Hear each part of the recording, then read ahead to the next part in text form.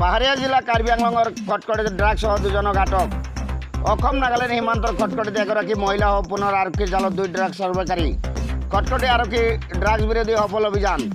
এক বিশেষ খবৰৰ ভিত্তিত অতিৰিক্ত আৰক্ষী অধীক্ষক জন দাসৰ নেতৃত্বত আৰু খটখটি আৰক্ষী থানাৰ ভাৰপ্ৰাপ্ত আৰক্ষী বিষয়া অচি ৰমেন বৰদলৈ, উপ পৰিদৰ্শক চন্দন স্বৰ্গীয়াৰী, উপ পৰিদৰ্শক দীপক লাহন আৰু খটখটি থানা ষ্টাফ C20 CRPFৰ সহযোগত খটখটি আৰক্ষীৰ নাকা পইণ্টত সমীপত ডিমাপুৰ দিশৰ পৰা আহি থকা এখন যাত্ৰীবাহী বাছত চলোৱা তালাচীত আৰক্ষীৰ দলটোৱে 4টা চাবোনৰ বাকচত মুঠ 47.9 গ্ৰাম হেৰোইন জব্দ কৰিবলৈ সক্ষম হয় খটখটি আৰক্ষীয়ে।